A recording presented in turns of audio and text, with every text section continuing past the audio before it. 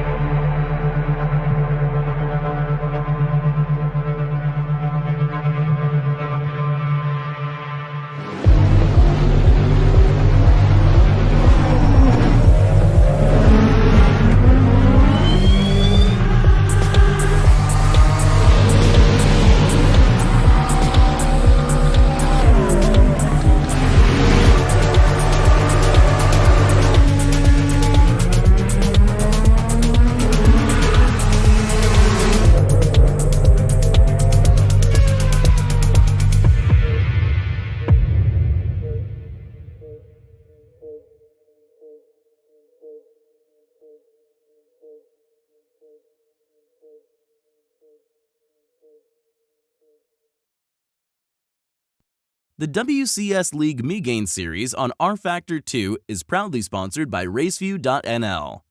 Raceview.nl, where you and your league can get live timing updates every 2 seconds with stint analysis and an auto-generated track map, whilst also enjoying an overlay for your live broadcasts. Get your 30-day subscription on up to 3 servers for only $3.99. WCS League, where racing is entertainment, uses Raceview.nl for all their live timing. Why don't you check it out too?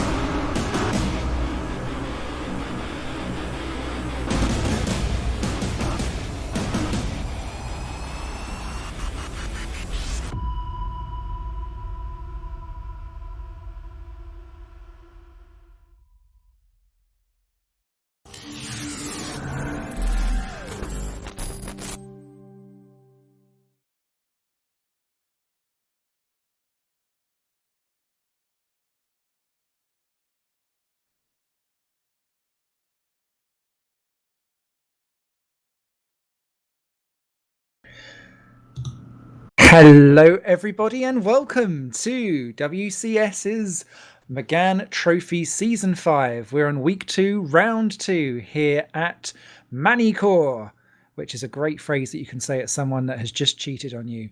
My name is Simon Smith, and I'll be dragging you cricking and screaming through this session of double race action. We're into qualifying at the moment. Alongside me, as always, is our trusty cameraman, and I'm sure he'll be saying hello throughout the stream and throwing in some comments as well, Mr. Alex Skinner. How are you doing, Alex? I'm doing all good, thank you, Mr. Smith. And, you know, to finally be able to broadcast alongside you a bit more officially, and well, we can have some fun together. And, God, it'd be such a nice little threesome if we had James Kirk with us, wouldn't it? Well, I don't think that would be Twitchable or YouTubeable, but I'm sure we would all have had a great time, and many more Magny-Cours would have been thrown out about the place. But yes, definitely. We are just into qualifying, and a few people have already been out and set some lap times. Don't forget, if you're in YouTube watching this live, and it's brought to you by Raceview.nl, we have the chat running up, so you can send in your comments and tell us who you're cheering for as we go along. Currently in qualifying even, Yuri Castor is on provisional pole with a 1:37.031, 1.5 seconds ahead of Matthew Clip in second, Roy Schroten third, Simon Marshall 4, Miguel Musino in 5, and then a big gap back to Rienk Hoekstra, who got it a bit wrong in quali, down in 6th, 4 seconds off the pace. Yuri, to me, did make a mistake on his hot lap though, so that time is beatable. He ran wide and locked up. Basically, he ran wide coming out of the Nürburgring chicane, the first of the two that you get round here in Magny-Cours, and was locking up off track almost, coming into the 180 bit halfway round, so definitely stuff to be had. Geoffrey Fournier just squeezed into second place there with a 1:37.922. 7 minutes 45 seconds left to go in this session. Let's take a wee look at... Should we have a look at Hygo Poon down there? He's running in 14th on the actual thing. He's coming towards the end of his lap, I believe, coming through the Lycée section. And this double curve has been a real issue for a lot of people. Hygo Poom goes third, a second off the pace. So again, another big gap for Castor. Danny Robbins just slots in into third, right behind actually. So that's a good run for Danny. Who else is out there? I think we've got Johan Lindberg as well, also just coming across the line. Coming down to the sector 3, down in 14th as well. Again, breaking into Lycée 1, coming through the chicane. Different people taking different lines through there, hopping all over the shot. Johan goes into 4, and I think we've got a wee bit of a lull. In fact, no, we've got Peter Jones in 19th running around as well.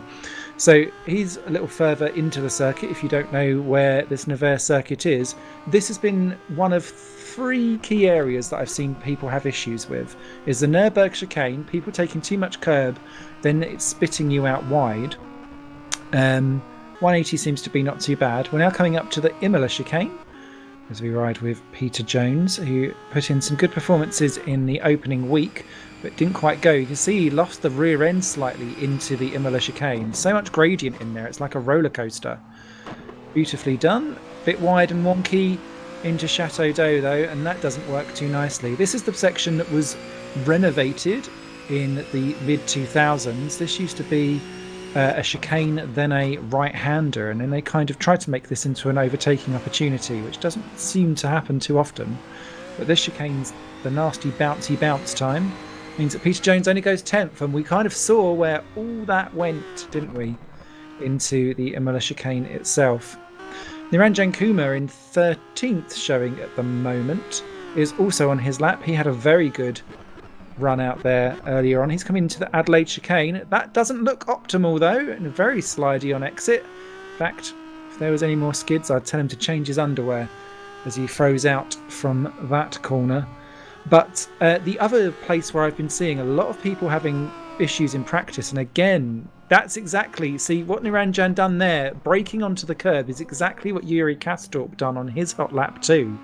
So Kumar struggling just the same as Kastorp, and it's a real fine line, because if you brake and steam it in, these Meganes, unlike the Rfactor 1 Meganes, love to swap ends. And wow, if we used to have a threesome, and if we did have a James Kirkaballs in there as well, probably be ending up doing some kind of horrific permutation of a 6 and a 9. Down to the final couple of corners then for Kumar. Just under 5 minutes left to go in his 15-minute one-lap hot lap session. So they've only got one go at it. Much more calmer over the curbs for Niranjan, over the line to 4th, just within a second. That'll do nicely. And I guess the next person to have a look at would be Tobias Olsen, who's just come out of the Estoril corner. Super fast, super flat out. Lots of people running wide though, because there is so much time to be gained in that corner if you get the run right. So, as always, Mark Fuller there just moving into 12th. Not a grand lap from Fuller. Didn't see him putting too many laps in practice, so I don't know where he is. Sorry there. A little tidbit. Olsen is currently fastest. 31.4 is the purple sector. So we've got ourselves some a very good challenging pole lap on our hands here from the Swede. Absolutely, and he got it right coming out of the Nürburg chicane into 180, so that'll do nice. Rodrigo Carvello goes 13th off your screens. How's he looking around sector 2? Olsen is looking very, very stable. The rear end coming out on the exit on the under acceleration, but it's minimal and he's controlling it very well. Olsen very much used to his tin tops. He comes through into the final couple of corners. This final chicane is going to be the most important bit. The only green in the second sector.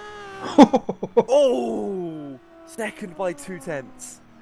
And that was cheeky on the final.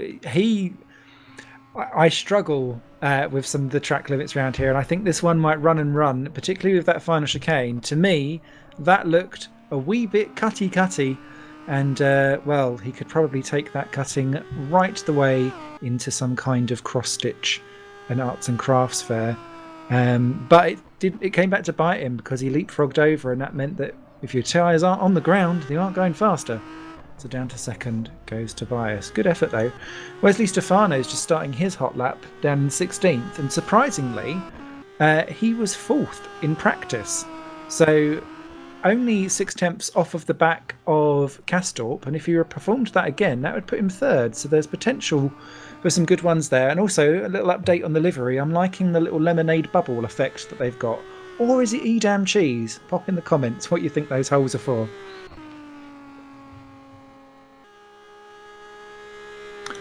Just Argo Tida coming out onto circuit. Hector Thompson and Caitlin Penny, the last 4 to go. 2 minutes left in a session. They've all got plenty of time to do their laps. In fact, Argo leaving it a little bit fine, so he'll have to go quite quick round his hot lap. Let's see what Wesley gets up to. Looking nifty through Nürburg. Oh, that looks less nifty though. Running a wee bit wide, not quite on the racing line. And a little bit tardy on the exit, the back end coming out a little bit. It's always difficult, isn't it, to try and square up your car to make sure that you can get the perfect trajectory out again.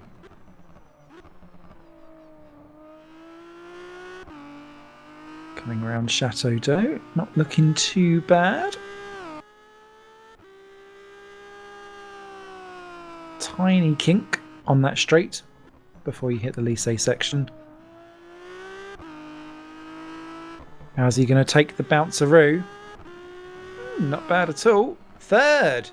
Nicely done. Just 4 tenths off the back of Kastorp. I think he'll be very pleased with that, and that is a marked step up from where he was last time out.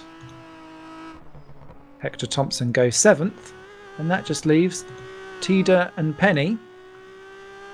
Give us a choice then, Mr. Skinner. Who should we follow?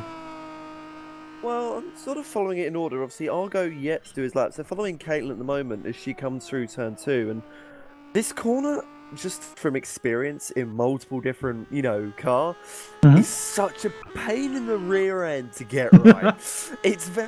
The weight transfer is horrible no matter what you're in. And it's very much a horrible corner. The hairpin here, pretty nice actually. You know, as long as you brake at the right marker and don't do that and get the car turned in, you've got yourself a nice little corner. And it's the chicanes that always catch me out. I always end up stage right or stage left in these chicanes. I will never ever do a lap without going off here. Let's see what Caitlin's up to then.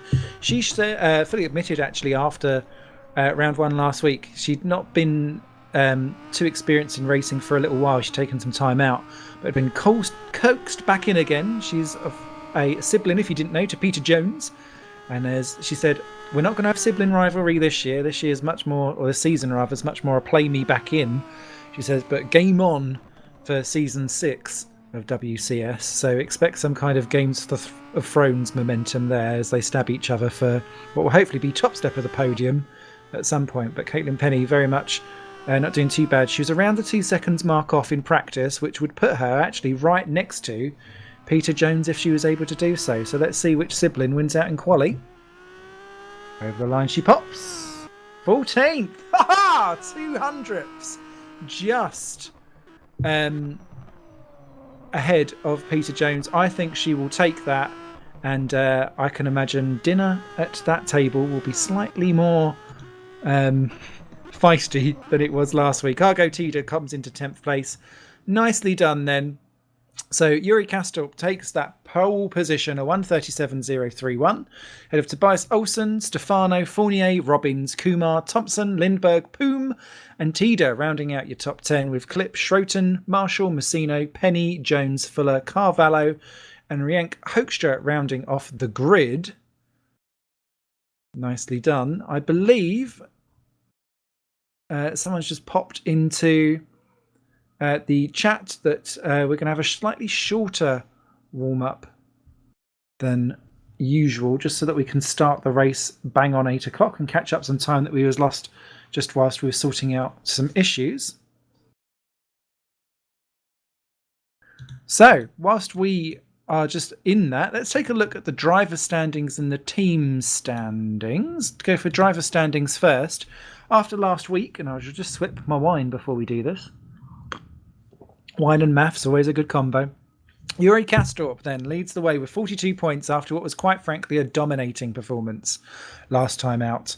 Roy Schroten, though, gets second ahead of Argo Tida. He gets second because of his highest position that he got from that second race, ahead of Tida on 26. And then Hygo Poom with 26 points, maybe the more balanced of the three double results, but sadly not peaking.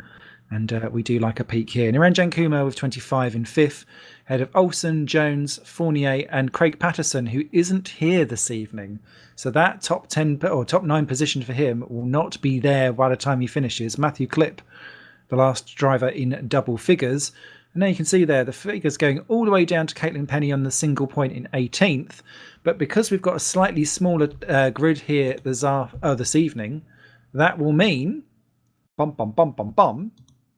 there's much more chance to score. And I think Hoekstra, Penny, and Mark Fuller, who didn't pick up anything or not too much last time, only the 8 points, will be loving that.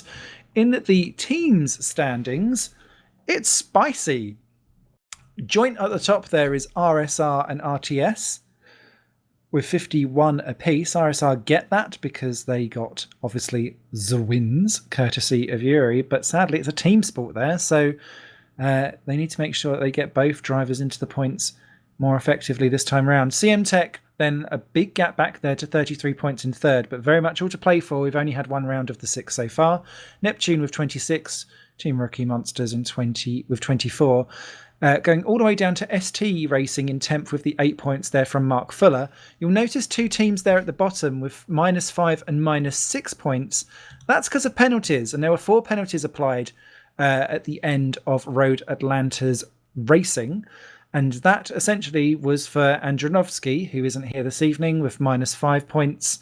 A double penalty for Marcel Boer, who also isn't here this week, with -10 points. And there was also a kind of half penalty for -2 points for Wesley Stefano, who's here this evening, looking much more feisty and on form for more.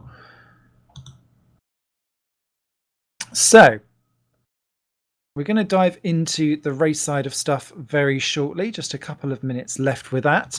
Don't know if you've got any particular prediction. Get off that grid, everyone. I don't know if you want to shout out any predictions or any people to watch for, Alex, before we get going. If not, I've got plenty of wine. Alex just running into a little technical issue there. He'll be back with us shortly. I have got some wine. I will be doing sips for spins. And I'm being posh, so it's Weizen Vandal, so lols. You can enjoy that. They're just lining up onto the grid now. Race 1, of course, is the feature race. It's 18 laps, essentially, or... Yeah, race 1 is 18 laps. Race 2 will be 9 laps. There is a mandatory stop, obviously, in this longer race for a tyre change. So you must change tyres. Make of sense. Argo Tida has not joined the grid. Oh dear, that's a drama for Argo before we've even got going. I wonder if there's been some kind of weird issue there or something. But let's take us through the grid. It's a longer track, so we'll still get Alex to pop in with some comments before we get going. It's Yuri Kastrup there, then on pole position ahead of Tobias Olsen there in the top of the Ice Cold Racing cars. Second on the grid. Third is Wesley Stefano, looking juicy for his best run of the season to date. Jeffrey Fournier in fourth position. He'll be looking for a good result too after a bit of a messy one earlier. Danny Robbins in fifth position. He'll be looking for more after being left a bit wanting in the opening rounds. Niranjan Kumar, I don't think that shows his pace, although he was saying he wasn't happy in quali. He wasn't happy for his pace in practice. Starting sixth. Then Hector Thompson in seventh. Johan Lindberg in eighth. Those two were near each other for most of last week as well. Hygo Poom is 9. Argo Tida starting from the pit lane then in 10th. He's not the only one. So let's see how we get on. Matthew Clip then is in 11th place in the grid ahead of Roy Schroten in 12th. Simon Marshall is also starting from the pit lane in 13th. So 2 issues there. Interesting. He had to pull over, so not really sure what's happened. He's then exited out and then joined onto the pit lane. Miguel Musino's in 14th on the grid. Caitlin Penny in 15th, starting alongside her brother, Peter Jones. That will be juicy. Don't take each other out, for God's sake. That would be a horrible evening at that household. Mark Fuller, 17. Rodrigo Carvalho, 18th, after what was not a great start for his season last time out in Road Atlanta. And then Riank Hoekstra is 19th and last on the grid. Alex, don't know if you've been able to return, but if you do, what should we look out for? And have you got any sneaky tips? Well, I don't know really. I'm just trying to get the best view of the grid at the moment. But it's just a very, very colourful grid compared to what we saw last time out, with everyone sort of being a bit more the ARC 2x2 format. But obviously, you know, I still think that we might see some surprise drivers come up the field, because here, very, very easy to make a small little mistake that can compromise your race. So Yuri and Tobias, you know, can't afford to make any little mistake. Absolutely agree with that one. It's a tricky run into turns 1 and 2 as well. They're both very long, fast flowing corners. So if someone gets a little wiggle or a tank slapper on through one of those, it can cause a big chain reaction. And I saw plenty of cars out in the gravel kicking up stuff in practice coming out of Estoril, because as you were saying earlier there, Alex, it was so much time to be made. Last car's getting onto the grid now. 2 in the pit lane. Let's see how we get on. Here come the lights. Who will take the first race here? Kastrup gets away nicely, as does Olsen. Stefano's better than Olsen though, and may have the pair of them down into turn 1. Robin's trying to go around the outside, gets past Fournier. They're then threading through into Estoril itself. Looks like everyone else has got away okay. Marshall and Tida join on the back quite nicely. Everyone through. Oh, Olsen kicking up a little bit of gravel, and that sent him to the inside, almost as a defence on Stefano. but Fournier is going to take advantage. Stefano is blocked there. Paul Wesley stuck in the middle. He's trying to go back for Fournier. Fournier is going to do a dive round the outside, as I think will Kumar, round the outside of Robbins, who's going to work. Are they all going to be safe and secure around Estoril? This is a much better display of driver talent. No dramas, no contacts into Adelaide. That's worked out well. Fournier versus Stefano, round 3 though. And Stefano has to go in wide. He's smacked all of the curbs. Well, strike is what comes to mind as they all go flying. But he's into 3rd position. Fournier doing well. Kumar is there. Someone's gone off. That's Robbins. He's gone wide at 180, and that's lost him out to Poom and Schroten. Oh, he forces Lindberg in 9th position onto the grass. That's going to cause problems for Lindberg. Through goes Matt Clip up into 9th position. Lindberg down to 10. Caitlin Penny, no! There was no room there for Caitlin. She's into the barriers. That was unfortunate there for Lindberg. Caitlin Penny stuck her nose in. Wasn't quite the space to do so. And Lindberg immediately leaves the store, or leaves the game there and server immediately. And Tida and Carvello have also taken each other off down at Chateau d'Eau, down in 15th and 16th. Marshall has been off in all of that as well. So a real drama at the back of the field. Up front, 1 second clean now.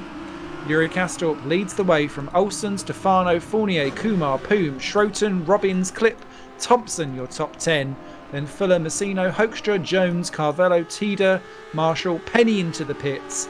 And I have to say, that was Penny's fault. Someone's gone off as well. That's Peter Jones running out at the ground curve, turn 1. And that's lost him 15th to Argo Tida as well. So no good there.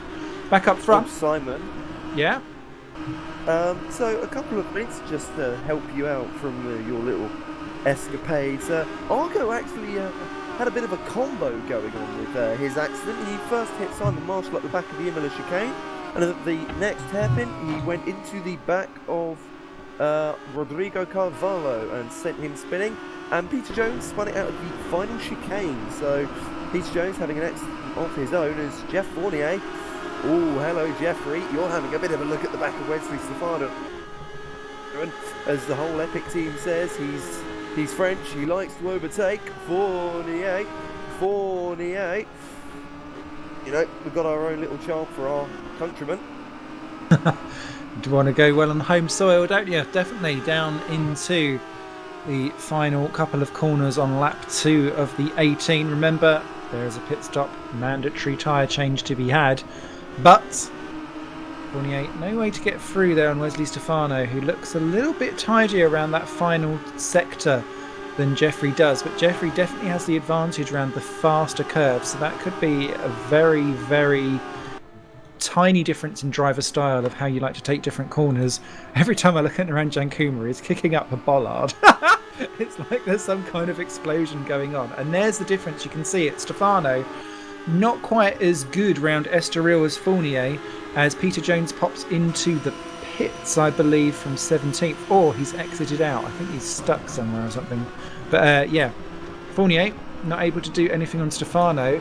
Interestingly, Tobias Olsen has knocked 2 temps off of the lead of Kastorp as well. So that's of interest for us to keep an eye on, because Kastorp is not infallible in this race, as we saw him make a mistake even though he got pole. He made a mistake in quali, and that can happen definitely again. Poom up to 6 ahead of Schroten, Robbins, Thompson and Clip. Barno's gone wide, Simon. He has indeed. Through. I wonder if that was pressure applied there by Jeffrey Fournier. He is a very determined character. He's made sure that his determination proves fun. And that's up into 3rd position in the podium slot on home soil there for Jeffrey Fournier. Stefano there in 4th. Kumar and Poom have closed back the gap though. They've chosen not to battle each other, and that's played right into the strengths of Kumar and Poom. Most definitely. Jones had done a pit stop, by the way. He's rejoined in 18th place. Kumar, I think, will be the next one on attack, if at all possible. Schroten holding up Robbins in 7 and 8. Everyone else kind of falling into a certain pattern behind. So it's definitely going to be Kastorp versus Olsen. Olsen's taken another 1.5 temps out of Kastorp. Olsen is the fastest driver out there on track at the moment. Wow. Down into the back straight we go. Is Olsen going to close in a little bit more on Castorp? Yes, he is. Not close enough to have a look, but that is absolutely enticing. Behind, we've got Fournier, Stefano, Kuma and Poom. 4 together. Oh, and that's Robbins going past Schroten for 7th place. Oh, a little bit muscly. Rubbin's racing. Rubbing is also some kind of electrolyte, I can imagine, as well. Side by side by the two. Schroten's going to try and hang on around the outside into Nürburg. That's not going to pay off. Ooh, different lines for different blinds. And he's got it! Oh, kept his foot in there. Roy Schroten, beautifully done. Back past Danny Robbins for 7th place. Robbins, I think, is the faster of the two. But he's got to stick it, commit it, and make sure it works. Johan Lindberg, not happy in the chat. Very disgruntled at the fact that he was punted out at the end, well, before the end of lap 1. Bit of an update further up. Poom and Kumar are side by side, coming up towards the final couple of corners. Poom on the inside, and it's going to be very, very close indeed. And both of them getting through nice and clean. Little love tap on the exit from Poom, but that's just where they course correct again, because you can't do 2x2 in that chicane. If you do, one of you's going upside down. As Robbins there shaking his car around on the start-finish straight, I think he was just having a bit of a wobble. The Schroten and Robbins battle has allowed Hector Thompson to join onto the back, and he's dragging slowly Clip, Fuller and Musino behind. Everyone else still plodding along quite nicely. Simon Marshall's been in for a pit stop as well and rejoined in 17th. Ahead of Peter Jones but behind Caitlin Penny. And what's going on up the front? Still Castorp and Olsen half a second apart. Then Fournier, Stefano, Poom, Kumar, Schroten, Robbins, Thompson, Clip, Fuller. I think everyone just kind of getting themselves into a pattern. If anything, actually, one of the best battles out there at the moment is Rienk Hoekstra and Rodrigo Carvalho for 14th and 15th. Having a good old scrap. Very difficult. This track is one, though, Alex, where although it's difficult to go for, you get into a pattern. It's actually quite difficult to get round. As Castorp runs wide, coming out of Adelaide, that's given Tom Olsen a good run as they come out. Castorp ran deep. That was a mistake all of his own. I was going to say, it's difficult to get past unless you can make a mistake, and Yuri is bowed under pressure. There's contact between the door. Two of them, the doors rub against each other. Olsen gets through. Bink, bonk, bonk. That wasn't out of Adelaide at all, sorry. That was Chateau d'Eau. My apologies. Over the line we go. Tobias Olsen takes the lead. Yuri Castorp now is very much in the aggression rather than the defensive mode. Wowzers. In again we come. Start of lap 6. Tyres will be getting quite warm. Castorp running out wide, chancing it on the AstroTurf on the outside of Estoril. You can only do that a few times before it spits you back. Into the slipstream he will go. What will Olsen do? He goes defensive. Yuri's going to have to go the long way round. He's going to try it and do the cut back down the inside, and that is excellent driving by the pair of them. Castorp gets the undercut back through. Slipping and sliding, dicing and riding. Olsen's not done yet, though, and I think this one could run and run, Alex. Oh, agreed, and these two very, very aggressive as Olsen to the inside. And he's sideways, he's drifting it through. Castorp sees him there, and I think Castorp, who runs wide himself, might lose out here. That was good driving and good awareness there from Yuri Castorp. He could see the mistake happening, and because he could have been pitched into a spin by hitting Olsen into Estoril. That's really a 1-by-1, as we saw earlier on. And oh, Olsen nearly lost it. He's nearly lost it again. Round the outside. This isn't rally. Come on, Tobias. I tell you what, he's left more skids there than I've seen a child in a horror movie at the cinema. Absolutely crazy. Excellent stuff there from Tobias, but he's not giving up, and Yuri is putting his car in all of the right places. Olsen going through his tyres. I'm hoping that they're not too burnt up. He's going to need to calm it down a wee bit. Behind, Fournier, Stefano, Poom and Kumar are all in a little four-way of their own in some kind of train, really working well. And Olsen, I think, has got himself a little bit angry because he just bounced over the curbs at Curva Grande down at turn 1, or Grand Curve, sorry. Mixing up my Italian with my French. To be fair, it's all European. #Brexit. So Fournier then coming out having an issue. Rienk Hoekstra has popped into the pits from what was 14th. That takes him out of the battle with Rodrigo Carvalho. That will become a strategy one. Here comes Stefano on the outside of Geoffrey Fournier, trying to redo what Olsen done to Kastorp last time, but he stayed to the outside. That's the key thing there. Fournier was able to cover the line so that he couldn't duck back in and get underneath and try and slip one up the inside. Clearly one of my dating moves that's worked some occasions, worked on less on others, and that didn't work there for Wesley Stefano. Clearly needs to work on that swipe right for Tinder.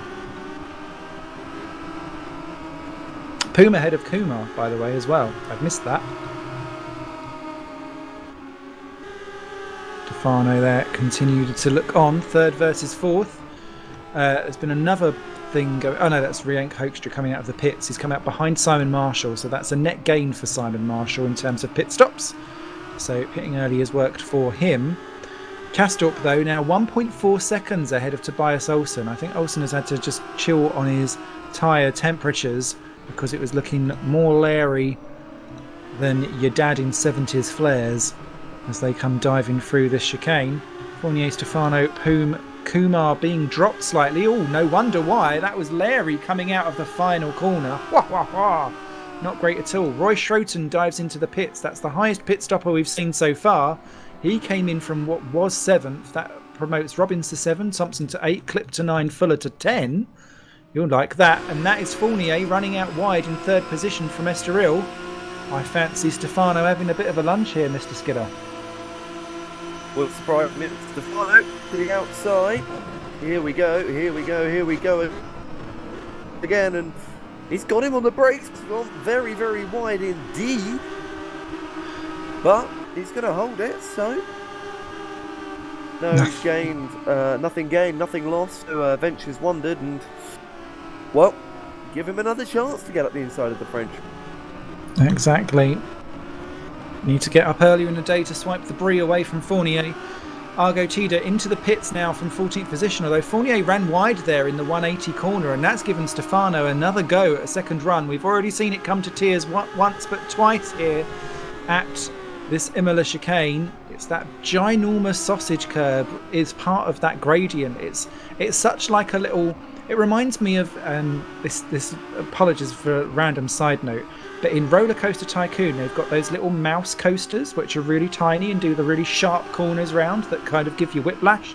Reminds me of that. And Stefano having another look down at Lee, say not doing there. You have to be so committed. Olsen into the pits from 2nd place. Poom, oh, Fournier's in as well. Well, that's distinguished that, and it's pulled it basically into a ginormous pit stop battle. Peter Jones into the pits for the 2nd time. Matthew Clip's in as well. Miguel Musino's in. Fournier got held up in his box because someone was in his pit box. Oh no! Oh, Fournier's just typed in the chat. That won't be done well with the old admin. Rodrigo Carvalho in as well. Fournier then stuck. I wonder how this is going to work out, because Kastorp 6 seconds clear of Stefano and Kumar, who are now going to basically try and do an overcut rather than the undercut. Thompson to 3rd, Fuller to 4, Olsen to 5.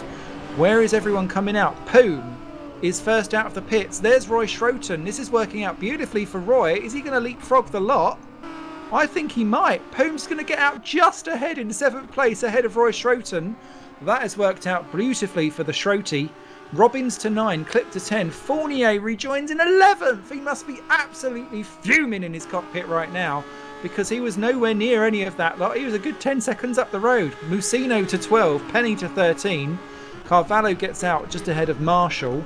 And then it's Hoekstra at Tida there. They're in 17th. He's had a torrid time considering what his pace actually is. But Geoffrey Fournier behind Matthew Clip. He wouldn't have expected that. Did you spot who was in the pit box there, Alex? It was one of the back-marking Rookie Monsters cars, and obviously full right to be in the pit lane at the same time, you know, as Stefano pulls in, and so does Niranjan Kumar. Now, this would be interesting to see where these guys come out in relation, because obviously they were just behind Fournier, and with Fournier being held in the pits and Poom having to take a bit of an avoiding action coming in the pit lane, it'll be intriguing to see where they come out. Tomlinson in as well. Mark Fuller continues on, giving ST up to 2nd place. Mark Fuller is well known for going long, so he will enjoy the sunshine whilst it lasts. Olsen just coming through the first of the Lycées. Kumar and Stefano have not gone yet. I think Olsen is going to leapfrog the lot. Out comes Stefano now. Out comes Kumar. They're right at the end of the pit lane. Here they come. Olsen has got Kumar, but has Stefano got Olsen? This is really surprising. Olsen not quick on that outlap at all. Look at him, four-wheel drifting ride just to keep Stefano behind. That is a net gain for Wesley Stefano, who has driven that in-lap beautifully. Olsen, I think, has got so frustrated over that argument with Kastorp that it's thrown him off his game slightly. Here comes Stefano. This outline approach has not worked yet for him this afternoon. He needs to basically do what he was going to do then, but make sure that he doesn't tap that rear. Well, he pulled out of it, but yeah, I feel like Tobias Olsen may feel that his rear end has been abused somewhat, and he's probably off to child protection to peel out a form of where did Wesley touch him. Poom was out in 6th behind Kumar, then it's Schroten, Robbins, Clip, Thompson, Fournier still in 11th, Kastorp into the pits from the lead. I have to say, with Olsen only just scraping out ahead of Stefano, unless the drop-off of tyres has been that bad, and to be fair, Kastorp only done a 1:39.9 coming across the line in that pit stop, which to be fair is got that pit stop going on. I think he'll be fine. Fuller continues on. That gives him the lead of the race, so he can enjoy that. He's doing what I did, but go as long as possible, and it makes you feel much better for at least like a lap or two before you end up being not quite at the front. Kastorp leaves the pits now. Olsen just diving over that final chicane. I think Yuri's got this quite comfortably. Don't screw it up now. Not the easiest of pit rejoins, but that will do Yuri into what will effectively be the lead. Peter Jones in the pits for the 3rd time. I don't quite know what he's up to. I wonder if he's had some pit lane speeding issues, because you come in quite fast there, don't you? Just looking, I don't see any penalties at all, so... Oh, he's DNF'd. He's given up then. Seems he's just, packed it up, gone home and gone back to the hotel early. But I was saying earlier, Tobias Olsen, he didn't put his handbag away quick enough after his little row with Kastorp. So, Sabine Olsen needs to calm herself down and maybe go for a spa day. Tida said done. So I think Argo Tida might be the next one to throw in the towel. Someone's just changed position. That is Matthew Clip getting ahead of Hector Thompson. Battle of teammates there in 9th and 10th position. Don't take each other off, boys. Oh, Jeffrey Fournier's off the track. He's backwards in, I think, the 180. That was throwing it out at the Nürburgring chicane. Oh, is he stopped? It's another one. Throwing his handbag, and he's meffed the server as well. I think that is just pure frustration. Magny-Cours does this to you. To be fair, do the French do it to you too? Let's just ruin everything. And out of the race goes Jeffrey Fournier, and for someone who's you would have thought would be a potential run at a championship challenge, that's points thrown down the drain that he could have quite easily have picked up, even if it just ran around the back. Crazy. 16 drivers remain. Argo Tita has a penalty, sorry. That was what we mean with done. So, drama for him. And who else was that? Was off the track as well. I think that was Caitlin Penny just having a bit of a drama. But yeah, Mark Fuller leads the way, 13 seconds ahead of Kastorp, but yet to pit. Olsen still got Stefano right behind him. I'm really impressed with Stefano's increase in pace from Road Atlanta to here. Kumar 5, Poom 6, Troten 7, stalking him round, to be fair. Robbins 8, Clip and Thompson 9 and 10. Those two are the closest out on track. Ahead of Musino, Penny, Carvalho, Marshall, Hoekstra and Tida. But just a note on that, Alex, if you don't mind me asking you. Giving up in a race because you're so frustrated at it. Would you do that? Or would you want to chill out and then just kind of take the best of a bad job? It depends what the series is and, what you've got to gain. I will talk about this in a minute because Schroten was very much right on the rear end of Hygo Poom. And, I think you need to take him out to dinner before you do these sort of things, Simon. It's not the best idea to just, randomly decide to go on top of someone as he goes side by side with him. They're going to they're going to do the tango as they come towards the final couple of corners, and Broken to the inside. And Boom is going to have to hang it on the outside of the chicane. Over the curb they go, bumping and banging. And to go back to the point, I've never rage quit from a race. I've always finished. The only time I've ever quote-unquote quit was when I've had an accident that was too big for me to continue. And that happened 3 times in a touring car race as Schroten's gone wide through Estoril. And, well, Hygo goes up his inside. They're side by side towards the hairpin. And I think these two might be going at it for another bit longer. He will indeed. Fuller's pitted and rejoined in 10th, by the way, as Schroten now goes to the outside. This is amazingly for 5th position. And Schroten trying to hang around the outside. That is a much better argument of what Stefano's been trying to do. But again, Schroten running out onto the dust, picking up and spraying that dust everywhere. Side by side into Nürburg. This will never work well. Ooh, Poom gets a wiggle on. Schroten kept his foot in. That was daring from the pair of them. Clean enough, well, as clean as you can get it through the Nürburg ring side by side. That is fine. Jeffrey Fournier saying no, actually he's okay. Just time to quit that race, so he'll be all right. Poom going again into the Imola chicane, but Schroten keeps just about ahead. Stefano still 4 tenths behind Olsen. So out they come again. But yeah, they're going to continue slinging it down the inside and staying that close together. I found a Happy Meal helps you get in closer, particularly if you go large for 30p. So further back, Fuller did rejoin in 10th place, not too far ahead of Miguel Musino, but he's actually started to pull away over the course of the lap, so he's got his tyres up to temperature, so that's worked out nicely. Olsen has still got Stefano for company, as has Schroten and Poom. We'll watch these as they come down just to see with my BDRs who's doing best. But Olsen now 5 seconds behind Kastorp, and I kind of have to think what could have been, because he had that pace earlier on and it just seems to have faded away from him. Stefano can't do anything. What can Poom do for Schroten? And into Adelaide. The answer is Mout. They've got to be careful as well, because Danny Robbins is closing in. Matthew Clipp has gone wide. Hector Thompson in 8th position is going to... Sorry, 9th position is going to have 8th by the side of it. Very nicely done. Matthew Clipp there gives him plenty of a wide berth, but that was an unforced error there by Clipp, who had actually kind of seen off Hector slightly. That gap was bigger than what it had been for the last 2 laps. And then he went and made the mistake. But as we were saying earlier on, small mistakes have big consequences around Magny-Cours. And that'll be a drama. Right at the back of the field, Simon Marshall has been caught by Rienk Hoekstra, who's just... Get off! The black stuff is good, Rienk! Get on the black stuff! That was too much grass and too much gravel, and that lost him a lot of time. Argo Tida, having done his penalty, is closing down on Marshall and Hoekstra very quickly in the battle for 14th and 15th. The annoying thing is that points, I believe, go down to 15? Oh, Poom! Barrier! That was coming. 6th place.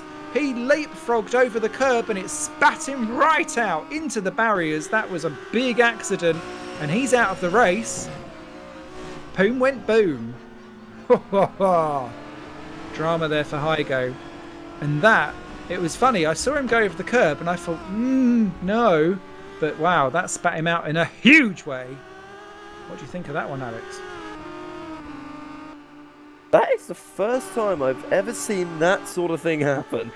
You know, and I've been around for many years in terms of my racing, and, you know, I've seen many a race here, and I've never seen someone have that accident at that corner. So, you know, it's a first for everything, I guess, and, you know, the first time always hurts the worst. So, as you can also see, Stefano closing up to the back of Tobias Olsen again, and I think Tobias is getting a bit fed up of having Stefano sort of on his arse all the time, and well, maybe if Olsen kept his arse in check and maybe, you know, put it away every so often instead of getting it out in the corners, he might not have Wesley sniffing up it so much. That is true, but I'm sure it smells of rosas as he comes down out of Chateau d'Eau to the Lycée. He's having to go defensive though, and look, Stefano, I thought that was going to be a proper Lungelina. Onto the gravel he goes. That's lost him plenty of time. Thankfully, Kumar for Stefano's case at least, was not close enough to be able to capitalise on that one. But that is a statement of intent with 3 to go there for Stefano, that he wants that second place. He's going to have to really think about it though, because as we saw with High Go, who is now High Gone, it would be remiss of him to have thrown 17 or 15 laps away at the moment, but if he does it on the last lap, by the time he's caught back up again, throw away 17 laps of perfectly driven and perfectly judged racing for one moment of madness. But those are the knife edges of which racing we see here at WCS, brought to you by Raceview.nl. If you're not minding the new graphics that are on screen this week. Argo Tida has passed Rienk Hoekstra, by the way, for battle for 14th and 15th place. Nicely done. So that puts him, that means that everyone will be scoring, I think. Fuller up to 9th as well, that'll be good. Miguel Messino is on reverse grid for 10th at the moment, and he's got a good 8 seconds over Caitlin Penny, who's about to be swallowed up by Rodrigo Carvalho, who's got faster and faster as this race has progressed on. Whereas Penny, who pitted right at the end of lap 1 after she caused that incident with, who was it? It was Johan Lindberg, wasn't it? So her tyres will be slightly second hand. Carvalho will quite fancy that 11th place, so that he's in prime position for if a reverse grid happens and someone out of the top 10 has another accident. And quite frankly, with Olsen and looking leery again, and Stefano looking very determined, I wouldn't pout that off the agenda just yet. Hector Thompson has stayed ahead of Matthew Clipp as well, as they've gone for 7th and 8th. I hope they called that off, that battle between the two of them, because actually that's a great points haul for the duo, who will lap that right up. Taking a look down at Adelaide. Stefano's back on the back of Olsen. Olsen kicking up dust. I'm sure people might think that it's better to try and not steer coming out of that corner, but surely the gravel is not the fastest way to get through. Whenever I've ploughed into something deep, I prefer to get the power on in the best place of traction. I generally find that sludgy old gravel is not the best place to borrow it. Ryan in the chat is asking, do you get points for pole or fastest lap? Mr. Man of extraordinary knowledge, Mr. Skinner, what's your view on that one?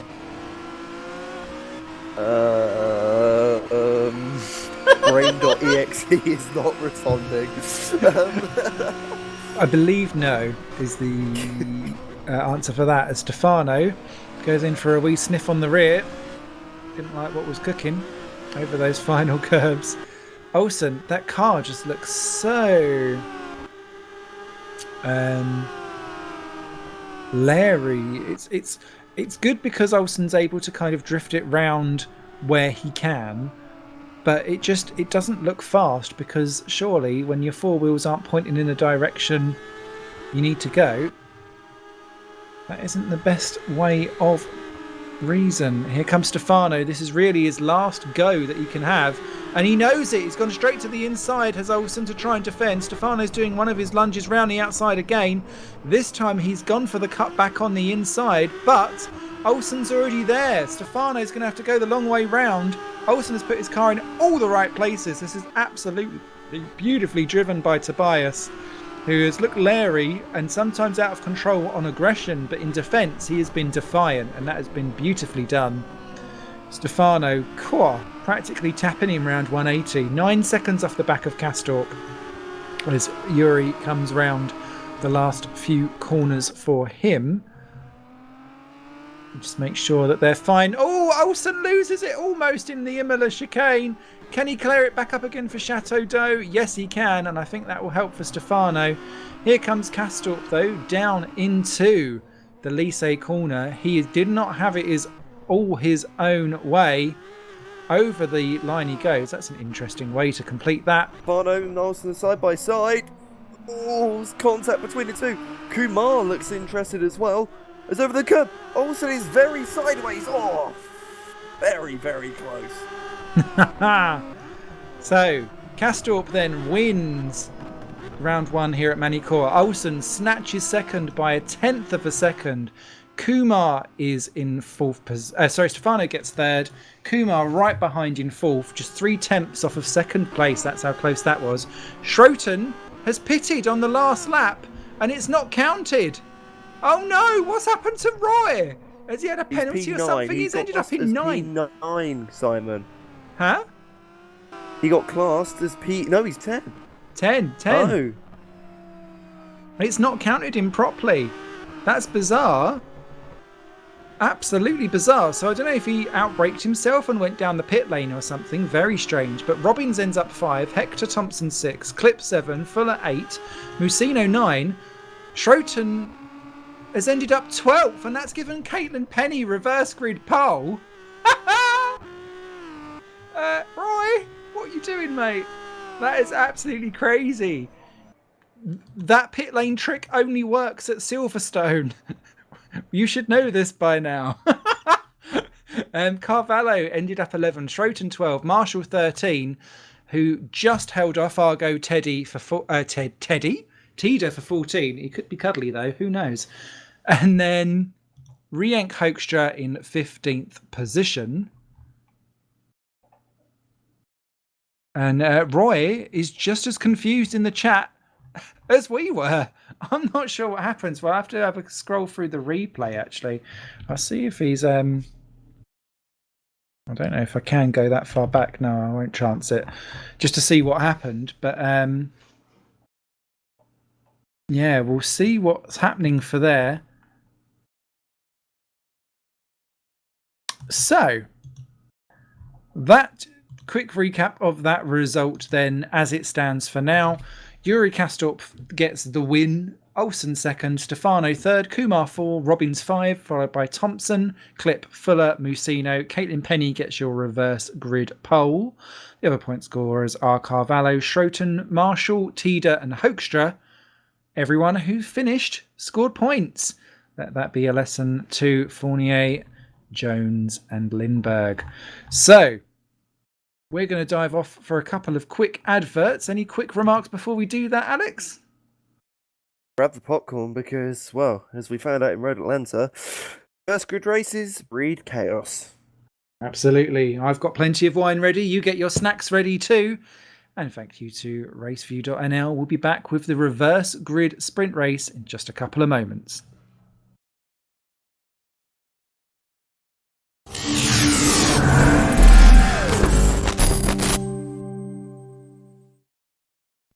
The WCS League Megane series on Rfactor 2 is proudly sponsored by Raceview.nl. Raceview.nl, where you and your league can get live timing updates every 2 seconds with stint analysis and an auto-generated track map, whilst also enjoying an overlay for your live broadcasts. Get your 30-day subscription on up to 3 servers for only $3.99. WCS League, where racing is entertainment, uses Raceview.nl for all their live timing. Why don't you check it out too?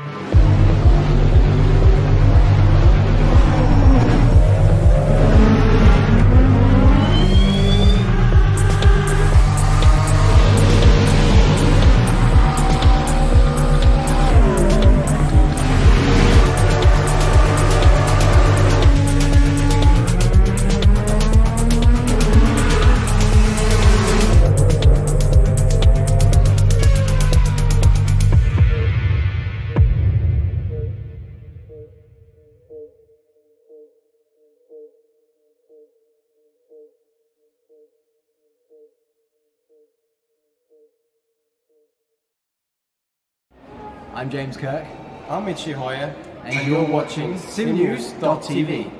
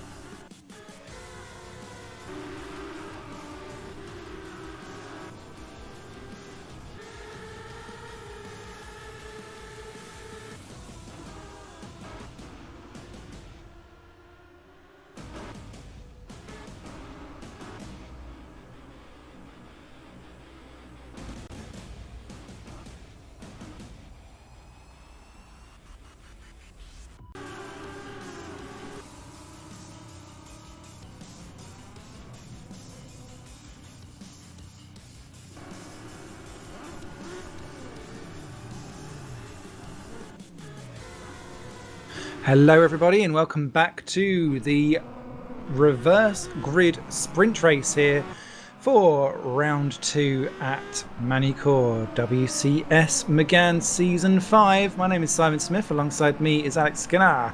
Say hello Alex on cameras. Hello! Someone's been at the wine. Oh no, that was me. Pop into the chat in YouTube who you're cheering for in this reverse grid poll race. It has been an absolutely cray race last time out, so I'm expecting plenty of drama here. Let's run through the grid so that we know exactly who we've got where, and let me know in the chat who you're cheering for. It is Caitlin Penny, a woman on reverse grid poll. This is practically like the US elections. Rip. Miguel Musino is alongside as well on second. Mark Fuller third position. No pit stops to give him the lead this time round, so he's going to have to do it on track. Matthew Clipp fourth place, just ahead of his teammate Hector Thompson in fifth. Danny Robbins actually could be quite a dark horse here in sixth place because he's lost out in positions in race 1. Has good pace, as does Narinjan Kumar in 7th. Wesley Stefano in 8th. Tobias Olsen in 9th, and Yuri Kastorp in 10th. Now, Yuri Kastorp got the reverse grid win last time round. Excuse me, I've got hiccups. Too much wine. Ooh! 11th place is Rodrigo Carvalho. 12th is Roy Schroten. 13th is Simon Marshall. Head of Argo Tida in 14th. Christ! Just suck a dick, Simon. Rienk Hoekstra is in 15th place. Simon Marshall has just escaped to the pit lane as well. I don't know what's happened there. Hygo Poom is in 16th. Jeffrey Fournier 17th. And Peter Jones rounds off the grid in 18th. Johan Lindberg did not rejoin and is not taking place in race 2. And for the second time this evening, I don't know what's been wrong with Simon Marshall. In both warm-up laps, he's pulled off and then restarted from the pit lane. So I don't know if that's a missing the drama down at turn 1, but everyone was shockingly well behaved in race 1. Don't expect the same for race 2. Any thoughts or feelings, Alex, before we get going? And no, you can't tell me all of the mental drama you have. Well, I don't know. Simon's not stupid, but I don't think it'll be as big chaos as we saw at Road Atlanta, especially because it is a slower turn 1 here. But then again, anything's possible. It is Paul Ricard and it is the Megane series, and well, we're about to get out of the way. It's not Paul it's Ricard. It's Magny-Cours. It's Magny-Cours, and we're off and away. Caitlin Penny bogs down slightly at the start, but has kept the lead just about from Miguel Musino. Fuller into third, and then there's drama behind because Robbins is trying to push through and indeed has done, got past Hector, who is well, no, he hasn't, he's slotted in behind. Olsen has hit Kumar's round in what was 8th position. He's down to 12th, he's down to last. Oh no, who else is off? Rodrigo Carvalho off before he even got into the heart of Estoril as well, so that's 2 down before we get there. Caitlin Penny leads the way though. Beautifully done. Fuller's down the inside of Musino, and he gets up to second. And who's that? Tina has just absolutely suicided into the field. Then what the absolute hell, Argo? Just having a look on board with the Estonian as what the hell he's done. He went to the inside of his teammate last minute and just didn't brake until the last minute, and then just murdered. He just committed point blank murder. Crazy stuff there from Argo Tida, not great at all. That has dropped him down to 16th place. What that has done though is mean that Schroten moves up to 6th, Tolson to 7, Kastorp to 8. Danny Robbins got poor sighted out of Nürburgring and has dropped down to 9th. Stefano in 10, crucially behind Kastorp, those two. Poom just takes Fournier for 11th and 12th. Naranjan Kumar is off the track again. And is just rejoined in 16th and 17th place with Jones, Tida in 15, Marshall 14, and he started from the pit lane. He's actually gained plenty of positions. Maybe this tactic has worked out quite well. Penny leads across the line at the end of lap 1 from Fuller, Musino, Thompson, all over the back of Musino to be fair. Then Clipp, Schroten, Olsen. And I have to say, Tobias Olsen could well be the dark horse here for the win. 3.4 off the lead. He has the speed. He also has the hooning ability. And let's see, third position back is a ginormous train of cars. This is what we love. Peter Jones has just retired at the end of lap 1 as well, so that's a double DNF for Peter. What a shame for him. Here comes Thompson then to the outside of Miguel Musino, higher than he's been all season so far. Olsen is pushing around. There's all kinds of pushing and shoving coming out of the Adelaide hairpin. What positions do they form in? Clip up to 5th. Schroten and Castorp are side by side for 6th and 7th. Schroten's been argy-bargy in that chicane all evening, and he's continuing to do so, hanging on around the outside from Yuri Castorp, who gets down the inside, is going to get there out of the 180, and he's leaning on Schrote, who's off onto the gravel. That's not going to help. But crucially, throughout all of that, Yuri Castorp has got past Tobias Olsen, and that has really thrown a spanner in the works for Tobias to get the win. Castorp up to 6th, and we're not even at the end of lap 2. It's cray-cray action, as always, as Tida has just smashed into Simon Marshall. Argo Tida, I think, is Argo Argy-Bargy, and there he is smashing into Marshall again off the road. Not a great display of driver etiquette there from Argo Tida. Needs to calm himself down as Castorp goes through on Hector Thompson for 4th and 5th position, and Hector loses 2 spots in 2 corners. Castorp trying to get past Matt Clip as well. Matthew Clip holds on to 3rd for the time being. Another superb part of display there from Yuri Castorp into turn 1. Oh, Clip! No! That's the pit lane! Come back! Come back! I tell you what, he's probably more pissed than I've been this weekend as he comes back onto the track out from Estoril, just about holding on. I didn't see if Yuri gave him a helping shove or not, but that was good for Schroten, who for the second time in a sprint race this season is making hay whilst the sun shines. As a look at Yuri, Christ. Schrote, he has got Schrotens. As Olsen has a go at Hector for 6th position. Bit of leaning. Thompson's got a better run out from 6th position. He's got just about... Yeah, Tobias backs out of it. He's being sensible as Tobias, but it's not reaped the rewards. Castorp up to 3rd. Olsen still in 7th. I think he thought he might get a little bit annoyed at himself that he's not been able to push that on through again.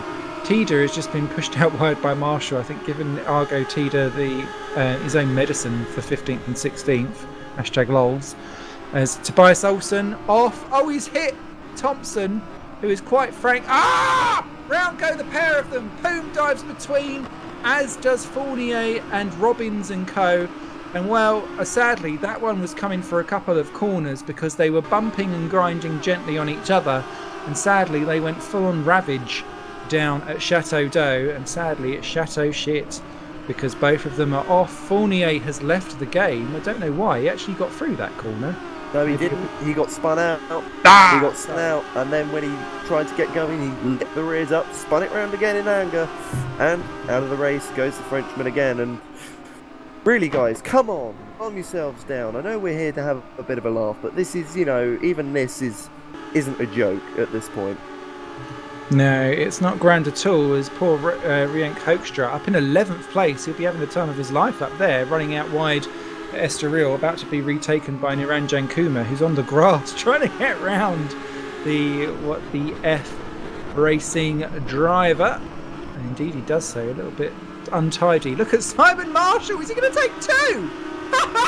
Simon Marshall spends all this time in Discord saying how rubbish he is. He nearly got past, lest we forget our front row starting Miguel Marshall, who's now in 13th.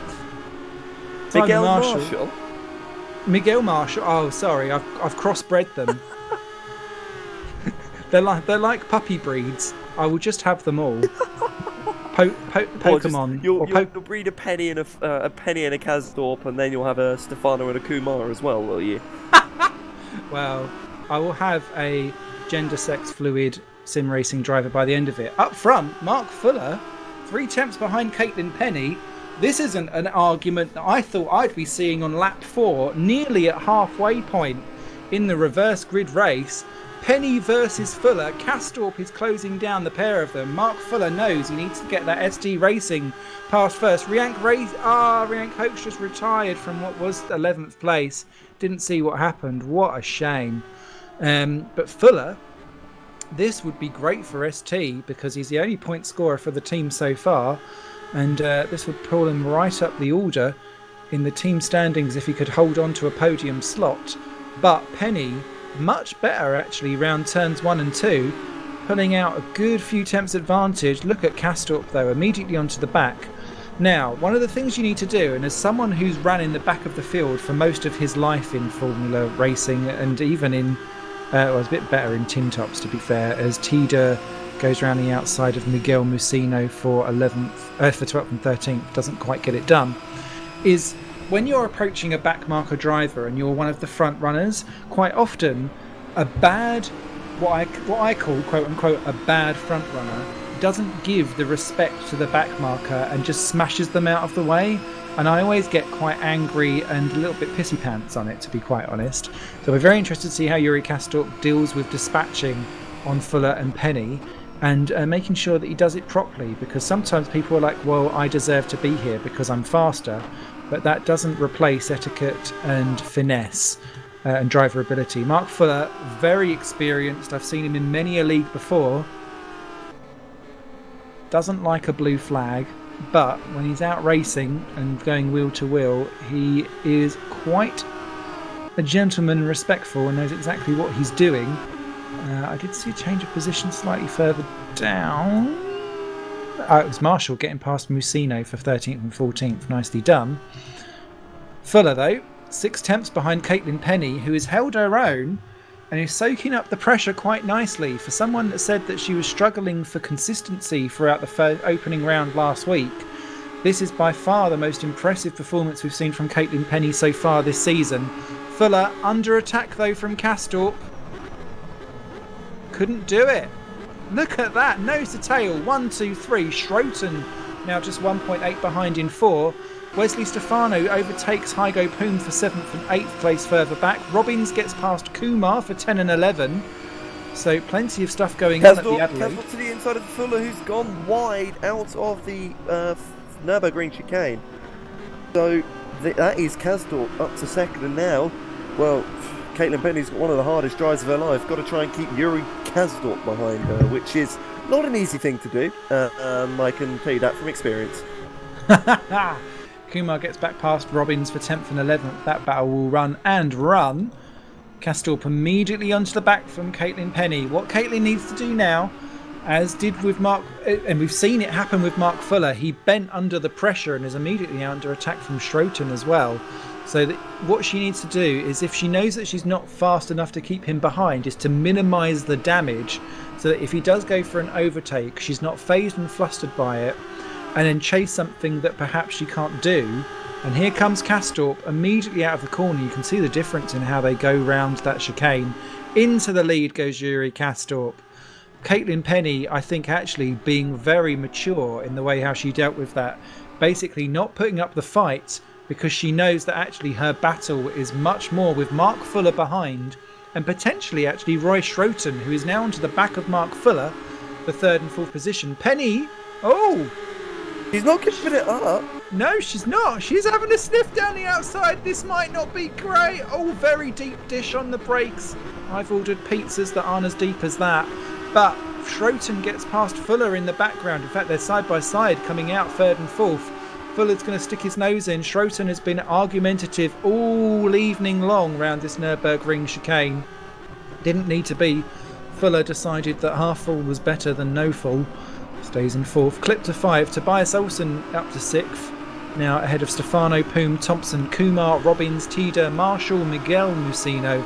Rodrigo Carvalho still going to pick up a point in 15th. But, having not the greatest run. Over 20 seconds off the back of everyone else at the moment. Oh, Penny smashing over the curbs. That's not the best way to get round this track. The issue now, as Castorp starts to pull away 1.1 clear from Penny, is that with Schroten past Fuller, we've got Clip, Olsen, Stefano and Poom. I think what they've got to do, and Olsen and Stefano are fulfilling this perfectly, they're busy battling with each other and not focusing on the traffic ahead of them, and therefore slowing each other down. And I think sometimes you can kind of get lost in the battle that you're immediately racing against, rather than thinking about the grander picture, which is all very well for myself and obviously Alex Skinner to be sitting there going, where, we can see everything. because that's where we are. We're privileged as commentators and cameramen to be able to do this kind of thing. Rodrigo Carvalho's just retired. 14 remain. It's like Love Island.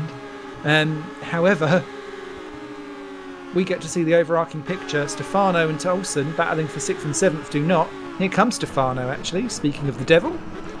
Swiss Edam cheese down the outside. Olsen late on the brakes, and he's forced him into the error. That's the first time that's worked for Stefano all evening long, and that's probably the most crucial one that he's had this race. Up into 6th place. He's got 2 laps in which to close down on Clip and Fuller. I actually think they might be far enough ahead to not have the distance. Marshall's got back ahead of Argo Tida for 12th and 13th, by the way, as well. So plenty of switching around going on. Do love a switcheroo. Any switcheroos you think might happen over the next lap or so, Alex? I was going to call you Argos. Don't know why.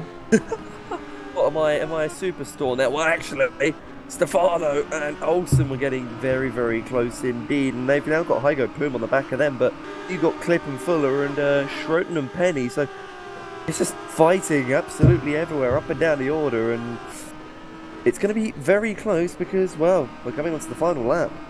We are indeed. The fact that this sprint race has been reduced in terms of actual distance compared to what this sprint race used to be in previous seasons makes this so much more of an effective do or die momentum, as Tida and Marshall had more coming together, and that's pushed Marshall actually down to 14th and last. Miguel Musino has got back past again.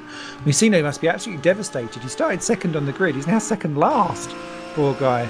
So Castorp 2.8 clear of Caitlin Penny. This is the biggest place for Schroten to have a look. He's gearing up into the slipstream. I think he might fancy a quick little lunge out.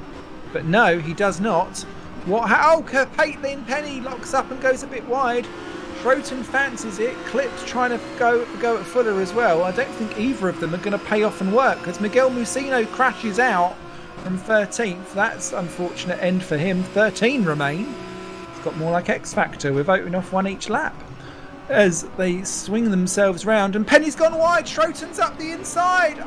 Caitlin loses out on 2nd position. She needs to make sure she keeps it calm, because there's still a beautiful podium there waiting for her. Olsen, who's that? Hygo Pum's been off at 180 as well. Niranjan Kumar moves up into 8th place. He is kicking off left, right, centre, and all of the angles in between of the sundial. But Yuri Castorp, 4 out of 4, it's looking like, as he comes down to the final couple of corners. It has been another masterclass of how to cut through the field, and it's yet another win for Yuri Castorp here at Magny-Cours, and another win for RSR. Beautifully done. Schroten grabs 2nd. Caitlin Penny a stunning podium for 3rd. Mark Fuller an equally stunning 4th position, it must be said. Matthew Clip, I think, will be pleased with 5th. Stefano 6th. Olsen is 7. Niranjan Kumar's done exactly what Roy Schroten's done. He's gone into the pit lane. No, Niranjan. Sod the pit lane. Come back out again. And I think he's done it, actually. He's crossed the line now in 11th place. But that's given Hector Thompson... No, it's not. It's not classified him. So, Hector Thompson grabs 8. Danny Robbins grabs 9. Argo Tida 10.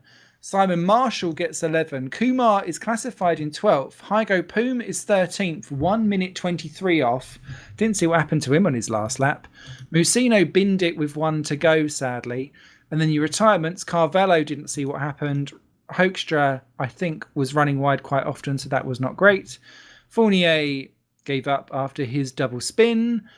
And Peter Jones also out after the end of lap 1.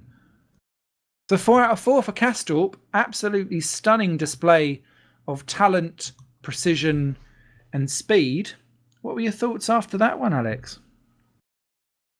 Well, apart from some illegal antics from Argo Tida deciding to commit a first murder through the first lap, it was very relatively clean and actually entertaining. Obviously, the incident between Olsen and I believe it was either Hector Thompson or Matthew Clip, one of the Abruzzi cars, that was complete accidental. What literally happened between those two was he just, the speed difference just came into action. And it wasn't, it was just a small little love tap and it unsettled the car, but it happens. And, well, we had this complete and utter chaos meme show happen again for the second time in 2 races.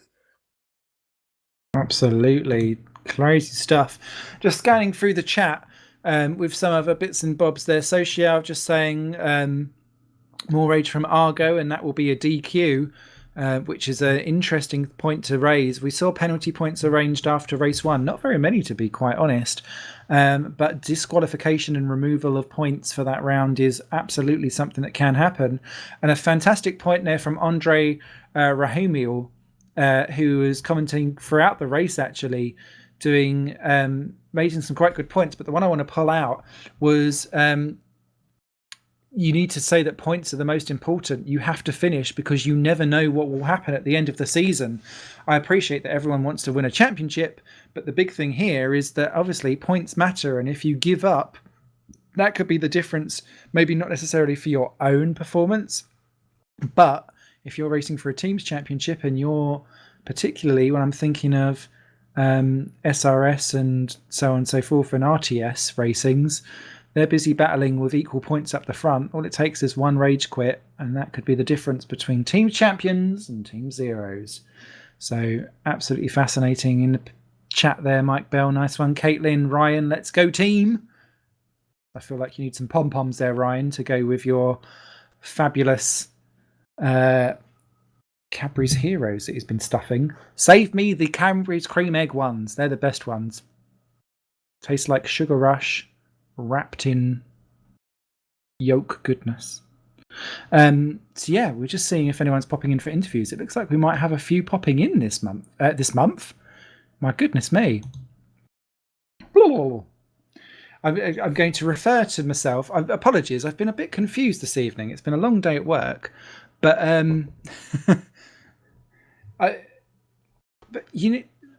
I'll explain something. I feel like women have monthly periods. I feel like gay people have queeriods. So I'm having one of those this evening because my entire day has just been utterly confused. So I hope that makes sense to everyone. This is, of course, round 2 of 6, though, which is worthwhile pointing out. So we are only at 1/3 distance. Oh, yes. Just when you thought you couldn't get more filth for your action. There's plenty more coming along.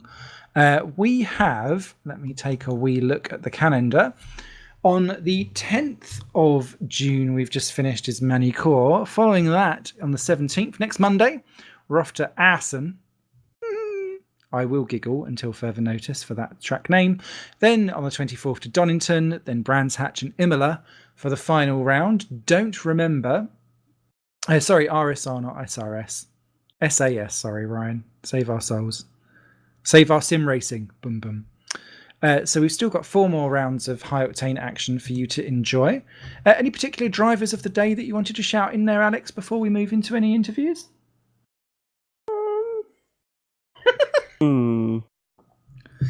Just having and thing. I can hear the scratchy chin emoji coming through the microphone.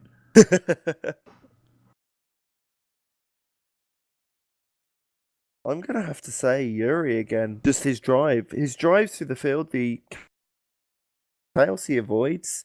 It's just, it's just outstanding to see. Absolutely. I will concur with that. I will say Yuri Kastorp for his pure speed in the mainsman. I will also give shout-outs, particularly in race 2, to Mark Fuller and Caitlin Penny there, who both basically held on without their pace for superb results and held themselves under pressure, which was great. And I will give Hoon of the race to Tobias Olsen. I think we've got some people that have popped in for some interviews. Should we have a chin wag? We should have a chin wag, I think. I think we should bring in our race winner, Yuri Kasdorp. No, Kasdorp. Oh, crying out loud. I'll get this right eventually. You're Kasderping over Kasdorping.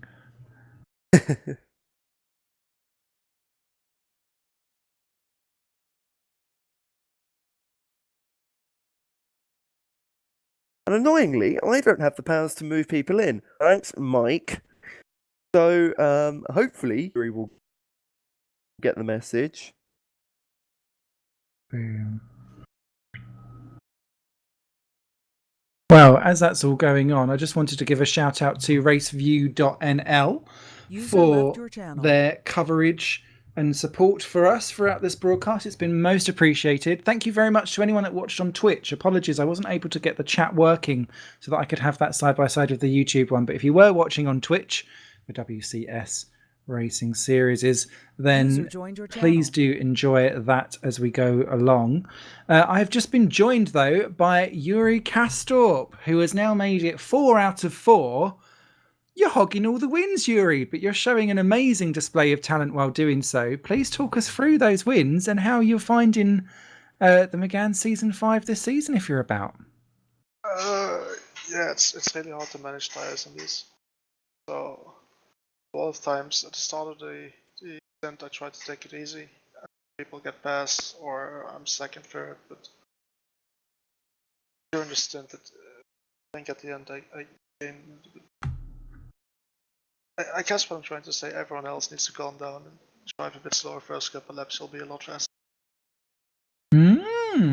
Sage advice there from Yuri.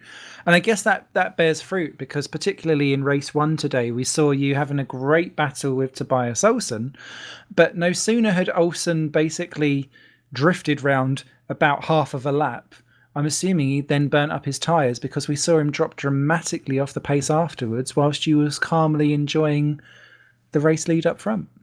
Yeah, I was almost at that point as well. My gears were starting to go, so I had to slow it down a bit, but I think the tires went a bit over the limit. Once the tires are too hot, it just stopping them.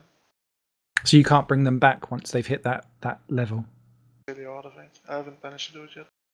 Well, I don't think, if you can't do it, I don't think many others can. Looking forward to the rest of the season then. We've got Asin, Donington, Brands Hatch and Imola. Anywhere in particular that you're really looking forward to, or are you just thinking, I want all of those wins, please? I'm not sure which races I can make. Probably going to miss the stunt, and then after that, let's see. Wow. Bombshell dropped. Championship Open. Anything else you'd like to say at all to everyone that was watching out there? Or anything else that you're racing in so that people can follow you wherever you're going? I guess watch Team Singularity. Ooh. Don't know what that is. Tell me more. It's a new team forming. We're gonna do a lot of stuff after the summer break, so try to look them up on. Superb. Oh, well, we'll keep an eye out for that. Thank you very much, Yuri. Pleasure to have you with us. I think you deserve at least a crate of beer. Go and enjoy yourself. Congratulations for a fantastic drive. Thank you. User joined your channel. User left your channel. Let's see if we can bring in Hygo Poom in for a quick chat as well. He was in the thick of it like an absolute crazed man. Poom went boom in race 1. I'd like to see how that went. Will he pop in? Joined your channel. Yes, he will. We've been joined by Hygo Poom. Thank you very much for joining us into the commentary booth there, Hygo. A real race of drama for you, as it indeed it has been throughout all 4 races this season. Thank you so much for joining us. How was that, and how did it all... That accident in race 1 was spectacular, I must say. Talk us through what happened and how you felt afterwards, and then your extreme battles through race 2. The accident, I think it was just caused by human error.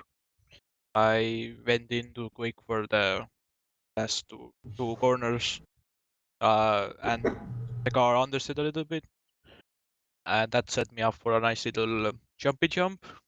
And the wall is like right there to catch you. So if you jump a little bit wrong, then that's where you end up. Wrong time for gymnastics. Yeah, I don't think that's the right equipment for that one. But the all season overall, I just haven't felt comfortable with the car. That's my main issue.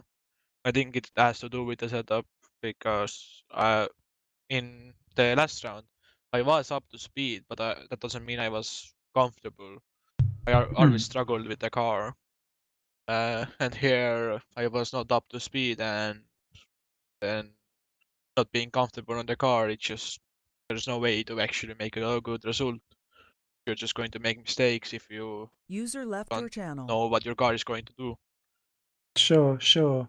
But you've been, even if you've not felt necessarily comfortable, you've been able to pull some really good results, or at least shown really good pace at the front end of the field where you've been able to.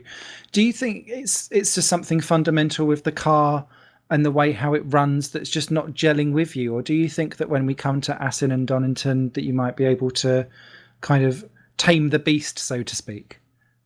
I sure hope I can name it, but I think it's just maybe the touring car kind of cars, or maybe my style, because so far I've only raced around open wheelers.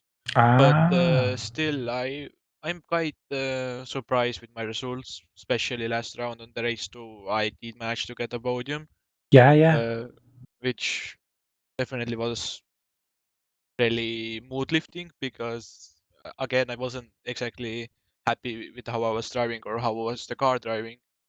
So getting that result really helped with the mood and makes me hope that next rounds I can repeat that. Yeah. And I guess we've got Donington, Assen, Brands Hatch, and Imola. Where do you think you'll be likely, or where are you most looking forward to, and where do you think you'll be strongest? Definitely branch hatch. It's the track what I have quite a lot of experience with, and I do feel like when without like I can make any car go around the track, no matter what it is. Great. uh, so uh, I think that's where I'm going to show the best pace. In Aston, I don't think I went on a single race. I don't remember doing one. Mhm. And in Imola, again, I think it's going to be the same as this round. It has pretty much the same characteristics as this track had. Mm. No, that's great. That's great. Wow, I wish you the very best of luck. I apologise for the amount of bad puns that I do with your name. So I will, if I get to meet you in person, if we do some big meetups, I'll be bringing you so much alcohol to say sorry. Uh, I was joking around that you probably have like a document full with my name puns. So I do expect you to open it up accidentally on stream and then you just see 100 versions of my name. I actually, that's a good point for like a standalone video. The all the different names of Hygo Boom. We could do this. Oh, Never it's a mind. challenge for you then. I expect that Challenge, video soon. challenge accepted. Best of luck for Aston and beyond. I'm sure you will do fabulously well. Thank you very much for joining us in the stream. Go and enjoy yourself. We'll have a And consolidatory drink. thank you for the commentary. Thank you. So that was User Hygo left your Poom doing a channel. fantastic job. And then our last commentary of the day, if she's able to join into the broadcast booth, is our solitary female driver of the day and our podium scorer in race 2 from her reverse grid pole is Caitlin Penny. How are you feeling after grabbing a podium, Caitlin? And not only that, basically thrashing your sibling. Yes. Well, I should start by saying that Peter had a terrible day. He had a lot of clutch problems, throttle problems, sorry. So it wasn't really that much of a fair test, which is a bit annoying because I did, if I do say so myself, monster him, and I would have loved to have done it fairly. Yeah, oh my goodness, what a feeling. I've always wanted to score a WCS League podium. This is my third series in WCS League, and I've come fourth on many occasions, but I haven't quite taken a podium until today.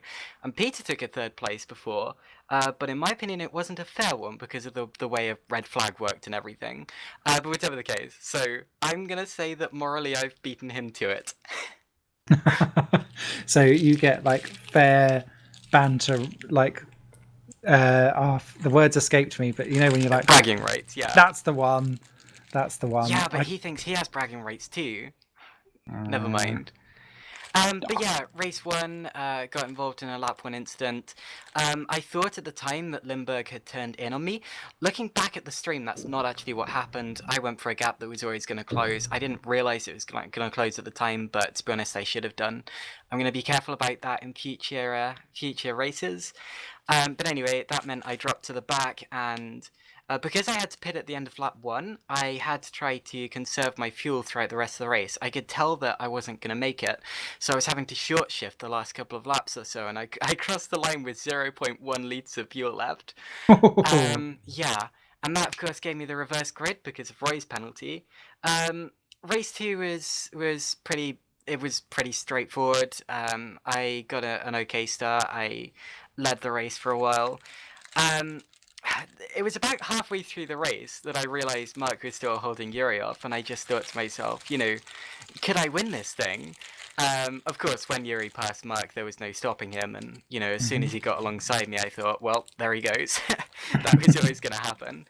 I would have liked to have held Roy back, but I made a mistake on the final lap, and 3 went. But still, 3rd place, and especially considering last week I only scored 1 point after a horrible round. I came back from a 6-month break far too early and hadn't practiced enough, and my consistency wasn't there. Today, I truly feel like I'm back, and I am back with a vengeance, and I'm absolutely loving it. Yes, loving that. So just to pick up on that point around consistency, you'd said beforehand that you was feeling like lap by lap the consistency wasn't there and so on and so forth for Atlanta, but it was here clearly for Magny-Cours. And I think that really showed up in race 2, where you had the pressure behind you, but you didn't necessarily succumb to that apart from the mistake towards the end. Is that the kind of consistency that you're now looking to bring for Assen and beyond? And which one of those rounds are you particularly looking forward to, or do you think you might be able to show your strength? Absolutely, yeah. At Assen, I had at Red Atlanta, I had something like 5 or 6 unprovoked spins over the 2 races, and today I had 0. So you can tell there's been a big improvement there. The round that I'm most looking forward to is probably Brands Hatch. It's a track that I've won at before in other leagues, and it's a track that I've been to several times in real life. It's my local track. I really, really like it, and yeah, I'm looking forward to Brands. Fabulous. Well, I think you should go off and enjoy those podiums. Don't know what you're rustling there, but if you've got any spare, send that my way. Okay. No. It's making me hungry. What you got? It's an empty bag, actually. Teased, Simon. I know. These moobs don't stay moobs for nothing. I need sustenance. So no, thank you very much. Go and enjoy. Have some drinky poos. See you and later. Some snacks. Yeah, no, thank you. And that just leaves me for the final words there from Alex Skinner, our cameraman extraordinaire and pundit alongside me. What are your thoughts have taken away from today, and what are you looking forward to seeing in Assen, which will be taking place next Monday at the same time? Honestly, never commentated on a race at Assen, never raced at Assen, never really looked at Assen. I've actually never watched a MotoGP race there. So I'm going blind into this. So, this is going to be absolutely hilarious. But yeah, I have no idea what to expect, no idea what's going to happen. And yeah, this is going to be hilarious. Absolutely. So don't forget to join us then on the 17th of June. That is next Monday at the same time, around 7:45 UK time. Obviously, adjust that for wherever you are in the world, or catch it on YouTube on replay afterwards. We are also streaming now on Twitch as well as Facebook, so do check us out on your local platform. And we'll be at Assen next week around. So don't forget, get your snacks and preferably your alcohol ready, because I will be in shots for #TapThatAss. And thanks for watching. Thanks to Raceview.nl for sponsoring. Come and join us over at WCS League for more fun action. Until next time, bye-bye. I'm James Kirk. I'm Michi Hoyer, and you're watching SimNews.tv.